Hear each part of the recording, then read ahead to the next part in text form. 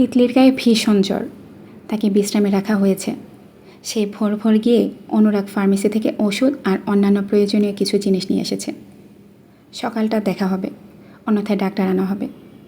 বিছানায় বসে ফিডার দিয়ে ইজানকে খাওয়াচ্ছে ইরাম। পাম্প করে রেখেছিল আগে। অন্য হাতে ছেলের পিঠে হাত বোলাতে বোলাতে স্বামীকে দেখছে সে। সাইবান বাথরুম থেকে পোশাক বদলে বেরিয়েছে। পুকুর থেকে বাড়ি আসার পথে দুজন তিতলির অবস্থা দেখছে, বিধায় মনটা বিগড়ে গেছে। সাইবানের অভিব্যক্তি কেমন যেন শীতল। সব সময়কার সেই প্রফুল্লতা আর নেই, তাতে শুধু গভীর চিন্তনের ছাপ। ড্রেসিং টেবিলের ওপর থেকে ময়শ্চারাইজারের টিউব নিয়ে খানিকটা মুখে মেখে সাইবান শান্ত গলায় বলল, পোটলার সঙ্গে নিজেও একটু ঘুমিয়ে নিন, নাস্তা তৈরি হলে আমি ডেকে দেব। তিতলিকে দেখতে যাচ্ছ? ইরাম উত্তরটা জানে, তবুও প্রশ্ন করল। সাইবানের মাঝে বিশেষ ভাবান্তর হলো না। বলল সে। ইজানের খাওয়া শেষ হয়েছে। ইরাম ফিডার নাইট স্ট্যান্ডে রেখে ছেলের মুখ মুছতে গিয়ে খেয়াল করলো ঘুমে কাদা হয়ে গেছে বাচ্চাটা। দুধ খাওয়ার পরে এমনিতেও বেশ আরামদায়ক মুডে থাকে সন্তান তার। চোখে মুখে এমন তৃপ্তি যেন তাকে স্বর্গের অমৃত খাওয়ানো হয়েছে। ইরাম ক্ষীণ হাসল। ইজানকে সাবধানে বিছানায় শুয়ে নিজেও পাশ ঘেঁষে শুয়ে পড়ল। সত্যি ক্লান্ত লাগছে তার। গতকাল থেকে 1 সেকেন্ডের জন্য 2 চোখের পাতা এক করার সুযোগ হয়নি। চোখ বুঝেছে কি বুঝেনি, এমন সময় নিজের কপালে ঠোঁটের ছোঁয়া টের পেল সে। সঙ্গে স্নেহময় কণ্ঠস্বর, সুইট ড্রিমস মাই প্রেশিয়াস। ইরাম চোখ খুলল না, তার ঠোঁটে সূক্ষ্ম হাসি লেগে রইল। বিছানায় শুয়ে আছে তিতলি, ঘন ঘন নিঃশ্বাস ফেলছে। কম্বল দিয়ে ঢাকা তার শরীর। সুগন্ধা মাথার কাছে বসে কপালে জলপট্টি দিচ্ছে। কিছুক্ষণ আগে অনুরাগ এসে জোর করে স্যুপ আর ওষুধ খাইয়ে গিয়েছে। চোখ জোড়া জ্বলছে। তিতলি তাই ঘোলাটে দৃষ্টিতে জানালার দিকে তাকিয়ে বারংবার পলক ঝাপটাচ্ছে। সুগন্ধা মেয়েটা দারুণ কাজের। মনে মনে যাই থাকুক না কেন, সবার সেবা যত্নে সে 100 পায়ে খাড়া। একটুখানি ঘুমানোর চেষ্টা করুন, নরম গলায় বলল সুগন্ধা। তিতলি তা গায়ে মাখল না, চুপ করে পড়ে রইল যেমনটা ছিল। তার রুমের চাপানো দরজাটা ধীরে খুলল। নিঃশব্দে ভেতরে ঢুকলো সাইবান। না তাকিয়েও তিতলি স্পষ্ট অনুভব করল ওই অস্তিত্বের সুবাস তার অতীব পরিচিত। সাইবান হেঁটে এসে সুগন্ধার কাঁধে হাত রেখে হালকা কণ্ঠে বলল, যা, কিছুক্ষণ রেস্ট নিয়ে নাস্তা রেডি কর, আমি আছি এখানে। সুগন্ধা দ্বিমত করল না। আজকে তার কাজের কমতি নেই, তাই তর্ক ছাড়াই উঠে গেল। রুমের বাইরে আড়াল হলো। সাইবান আস্তে করে বিছানার পাশের চেয়ারে বসল। কিছু না বলে যত্নশীল হাতে জলপট্টি তুলে ঠান্ডা পানিতে ভিজিয়ে ভালো মতো নিংড়ে আবার তিতলির মাথায় দিল। পুরোটা সময় একবারের জন্য রমণী তার দিকে ঘুরে তাকালো না। প্রায় মিনিট 10 নীরবে কাটল। সাইবান কিছুক্ষণ বাদে বাদে জলপট্টি বদলে দিল। কখনো বা তিতলির মাথায় হাত বোলালো, অথচ কোনো হেলদোল হলো না মেয়েটার। যেমন ছিল তেমন পড়ে রইল। টু শব্দ অবধি করল না। অবশেষে সাইবান মুখ খুলল, রাগ করেছিস? উত্তরহীন তিতলি একই ভঙ্গিতে জানালা দিয়ে বাইরে তাকিয়ে আছে।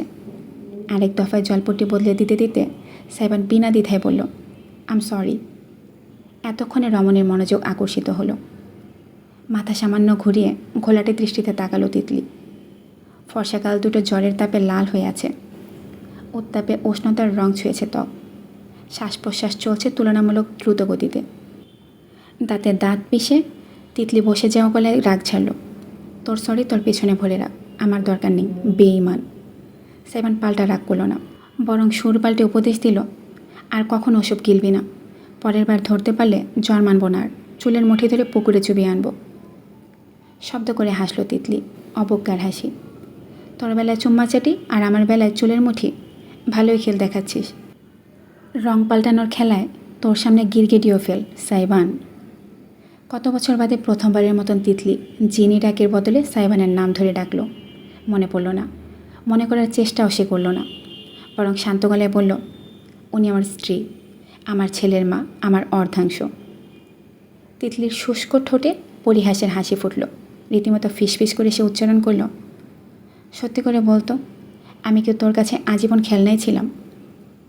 সাইবান ঠোঁটে ঠোঁট চেপে ফেলল, দৃষ্টি সরিয়ে নিল। তার চোখ জোড়া গভীর হয়ে উঠল। তিতলি ভাবল উত্তর আসবে না, তাই মুখ ঘুরিয়ে চোখ বুজে বিষণ্ণতা এবং বিরহ বেদনা নিয়ন্ত্রণ করতে চাইছিল। অথচ কিছুক্ষণ বাদে উত্তর এলো, না, তুই আমার কাছে আজীবন বন্ধু ছিলি, আর তাই থাকবি। ঝট করে ফিরে তাকালো তিতলি। চোখের জ্বলনি বাড়ল। সাইবান তার দিকে চেয়ে নেই, দৃষ্টি অদূরে, পাত্রে রাখা বরফ ভাসা ঠান্ডা পানির মাঝে। সাইবান গভীরতম কণ্ঠে বলে গেল, তুই একটা জায়গায় সঠিক তিতলি। হয়তো বা আমার জীবনে উনি না আসলে একটা সময় আমি তোকে নিয়ে ভাবতে বাধ্য হতাম। অস্বীকার করার কিছু নেই, অন্যায় আমারও ছিল। আমি তোর অনুভূতিকে প্রশ্রয় দিয়েছি। আমার দায়িত্ব পালন তুই অন্য অর্থে নিয়েছিস। আমার অ্যাটেনশন তুই অন্যভাবে দেখেছিস। মাঝে মাঝে বুঝতাম, মাঝে মাঝে বুঝতাম না। ভাবতাম যেভাবে চলছে চলুক, পরেরটা পরে দেখা যাবে। এই গা ছাড়া ভাবটাই আমার সবচেয়ে বড় দোষ। অনুভূতির মূল্য দেওয়া উচিত ছিল। গাঢ় হওয়ার আগে আশার বাতি নেভানো দরকার ছিল। এক হাতে তালি বাজে না। আমরা দুজনে সমান দোষে দোষী। শুধু মেয়ে বলে সব কর্মফল নিজের কাঁধে নিবি কেন? আমারও দায় আছে। সে দায় থেকেই বলছি, পারলে কোনো দিন আমাকে মাফ করে দিস। তিতলি কম্বল চেপে ধরল দুর্বল আঙ্গুলে। তীর তীর করে কাঁপল তার ঠোঁট। কোনো শব্দ বেরোলো না। অভিব্যক্তিতে শুধু নিরেট বিস্ময় আর বাঁধ ভাঙা আবেগ। সাইবান তার কপালের জলপট্টি বদলে আবার বলল, ব্যাপারটা তোর আর আমার, তাই বলছি, এর মধ্যে ওনাকে টানিস না।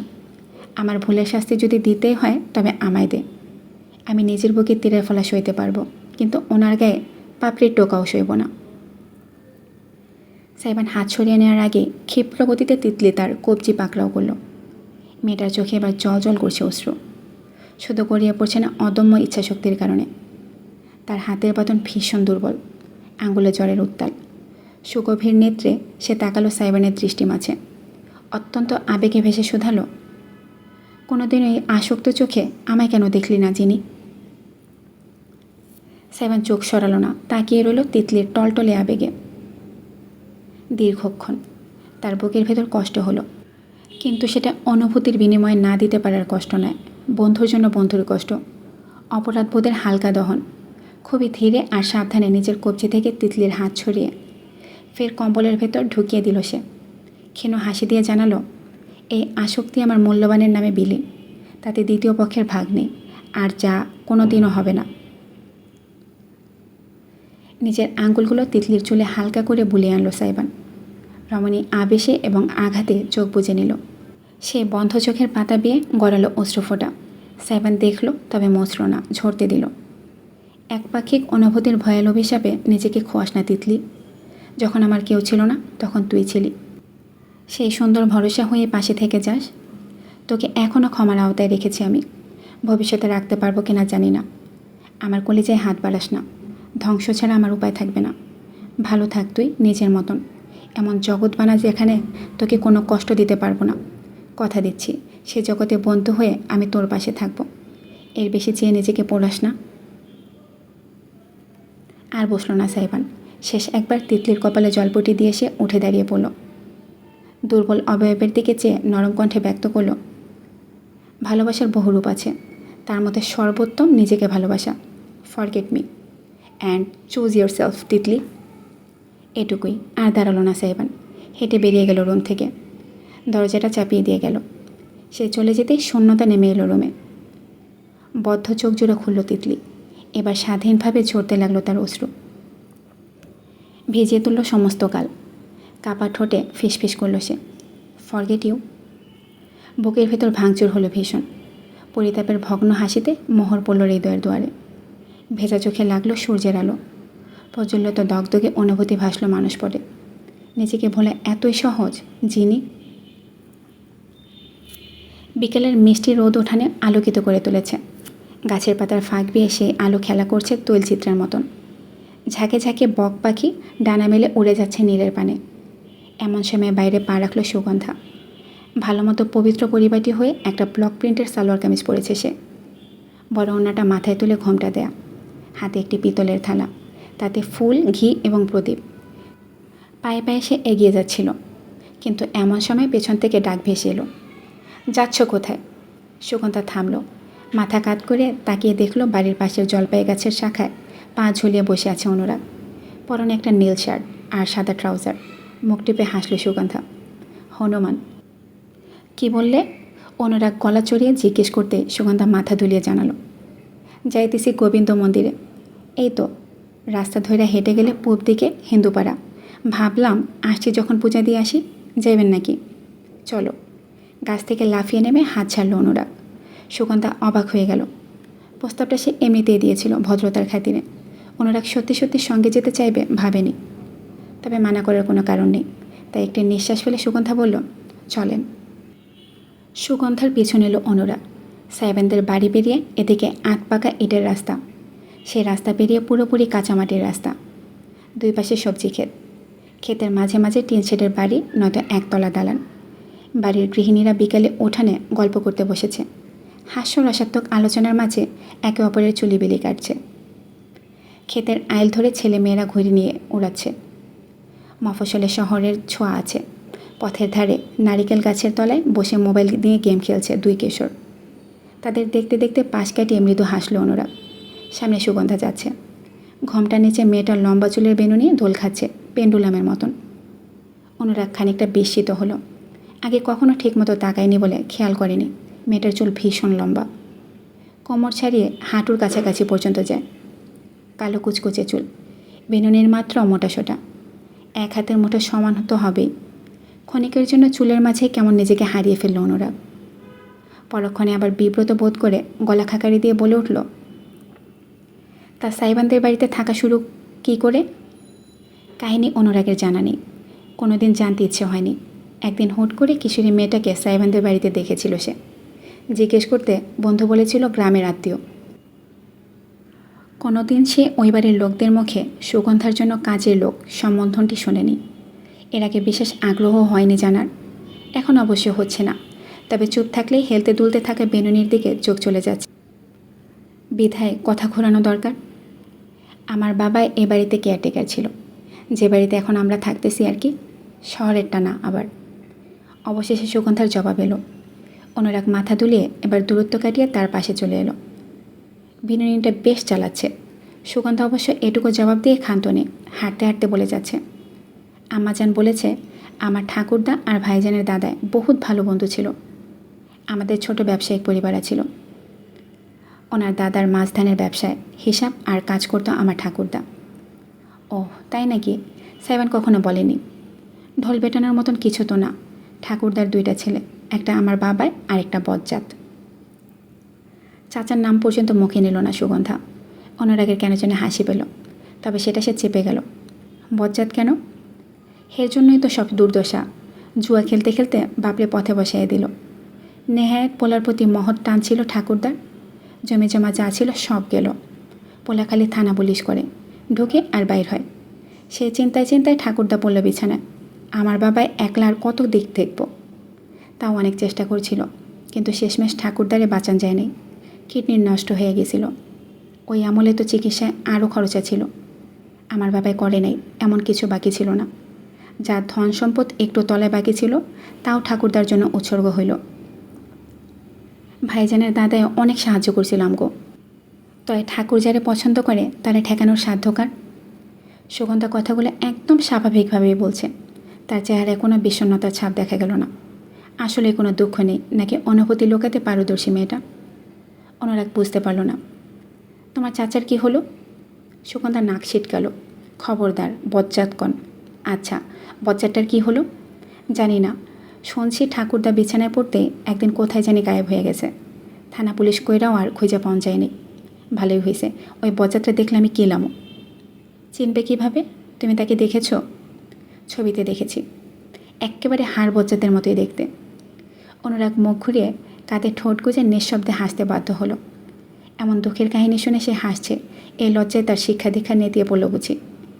সুগন্ধার অবশ্য হেলদোল নেই, ঠোঁট বাঁকিয়ে পাল্টা হাসল সেও। খুব মজায় আছেন মনে হয়। না না, সরি করার কিছু নেই। ওইটা আমার পূর্বপুরুষগো কাহিনী, আমার তেমন গায়ে লাগে না। তাহলে তোমার কাহিনীটা কি? কী আবার? কাঁচা রাস্তা ঘুরে একটা লাউ ক্ষেতের সরু আইলে প্রবেশ করে লাফিয়ে এলো সুগন্ধা।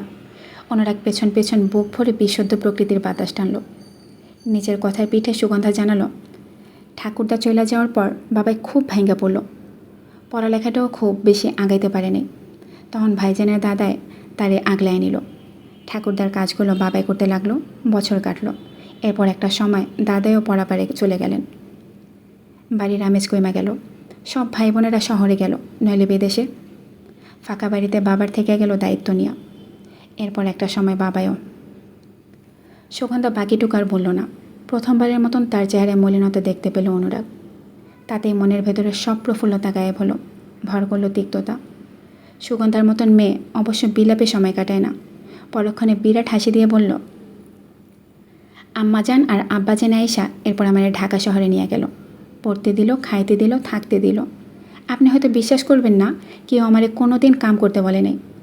আমি নিজেই পড়তাম টুকটাক। এরপর নিজেই বলছি কাম করতে না দিলে ওনাদের বাড়িতে থাকবো না।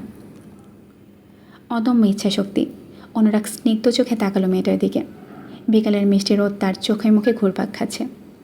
মেয়েটাকে মায়াবী দেখাচ্ছে, সদ্য প্রস্ফুটিত কলির মতন। সবই শুনলাম, তবে তোমার মা, উনি কি? মন্দিরে এসে পড়ছে অনুরাগ দা। কথাটা শেষ হওয়ার আগে অনুরাগকে থামিয়ে দিয়ে দ্রুত পায়ে এগিয়ে গেল সুগন্ধা। অনুরাগ থমকালো। মেয়েটা কি এইমাত্র তাকে এড়িয়ে গেল? বড্ড বেশি ব্যক্তিগত হয়ে যাচ্ছে ব্যাপারটা। বিধায় অনুরাগ আর দ্বিতীয় প্রশ্ন করল না, এগুলো। পাশে পুকুর আর সামনে মন্দির। খুব বেশি বড় নয়, মাঝারি আকৃতির স্থাপত্য। দেখে বোঝা যাচ্ছে খুব পুরাতন আমলের। প্রবেশপথ দিয়ে অভ্যন্তরের রাধাকৃষ্ণের প্রতিমা চোখে পড়ছে। পুরোহিত মশাই বসে পুজো দিচ্ছেন। ঘোমটা তোলা এক মহিলা শাঁখ বাজাচ্ছেন। সেই মিষ্টি ধ্বনিতে ছেয়ে আছে চারপাশ। বেশ অনেকেরই আনাগোনা আশেপাশে, সংখ্যায় পুরুষের থেকে মহিলা বেশি। ভক্তিভরা প্রার্থনা করছে তারা। মন্দিরের সামনের উঠানে তুলসী স্তম্ভ, তাতে জল অর্পণ করছে গৃহিণীরা। দৃশ্যগুলো এতটাই মনোমুগ্ধকর যে অনুরাগ চোখ ফেরাতে পারল না। সে নিজের জায়গাতেই দাঁড়িয়ে থাকলো। এগিয়ে গেল সুগন্ধা। তুলসী প্রণাম করে সে দুহাত তুলে চোখ বুজে প্রার্থনায় মত্ত হলো। অনুরাগ বুকে দুবাহু বেঁধে ঠোঁটে মোলায়েম হাসি নিয়ে চেয়ে রইল। কড়া আগরবাতি আর ধূপের ঘ্রাণ বাতাসকে মোহনীয় করে তুলেছে ক্রমশ। চোখ বুঝল সে, প্রাণ ভরে শ্বাস টানল। কই আসেন?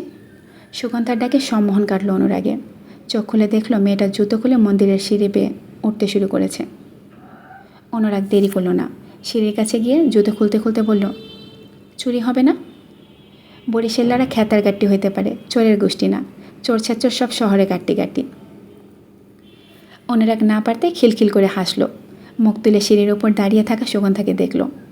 মেয়েটার মাঝে একটা সহজাত ভঙ্গি আছে, যে কোনো মানুষকে হাসাতে পারদর্শী। এই নিয়ে বুকে একটু দ্বিধা হলো তার, কারণ হাসি খুশি মানুষগুলো জগতের সব থেকে একা হয়। উদাহরণ তার নিজের বন্ধুই। সিঁড়িতে পা রাখতে অনুরাগ দেখল সিঁড়ি ভেজা। খুব সম্ভবত ধোয়া মোছা করা হয়েছিল শীঘ্রই। তাকে মেপে মেপে পা চলতে দেখে কুটিল হাসল সুগন্ধা। দেখেন বন্ধুল্লাহান উষ্টা খাইন না আবার। আমি উষ্টা খাই না। অবশ্যই ভাগের কাজ তো এটাই, যেখানে সেখানে হড়কে ফেলা। হোঁচট খেল অনুরাগ। মন্দিরের সিঁড়িতে পা পিছলে পড়তে নিল, কিন্তু সুগন্ধার ক্ষিপ্র হাত তাকে এই দফায় বাঁচিয়ে নিল। কয়েক সিঁড়ি লাফিয়ে নেমে অনুরাগের কবজি চেপে ধরে ফেলল মেয়েটি। জমে গেল অনুরাগ। তার শরীরটা বেশ খানি খেলে গিয়েছে পেছনে। চুলগুলো উড়ে কপালে এসে পড়ল দমকা হাওয়ায়। সে হাওয়ায় সুগন্ধার মাথায় তোলা ঘোমটাটাও ফেলে দিল। তেল চকচকে কালো কুচভরণ চুল উন্মুক্ত হলো, ছড়িয়ে পড়ল গালে নদীর স্রোতের মতন। অনুরাগ প্রসারিত নয়নে স্থির চেয়ে রইল। সুগন্ধার আঙ্গুলগুলো আরেকটু শক্ত হয়ে চেপে বসলো তার হাতে। থ্যাঙ্কস অস্ফুট স্বরে উচ্চারণ করল অনুরাগ। মেয়েটির চুলের বরণ তাকে লজ্জায় ফেলল। শক্ত একটি গোলধকরণ করতে বাধ্য হলো সে। তা দেখে তীর্যক হেসে হুট করে সুগন্ধা শুদ্ধ ভাষায় বলে উঠল, মনমতো উষ্টা খান। বাঁচিয়ে নেওয়ার জন্য না হয় আমি এভাবে প্রতিবার হাত বাড়িয়ে দেব।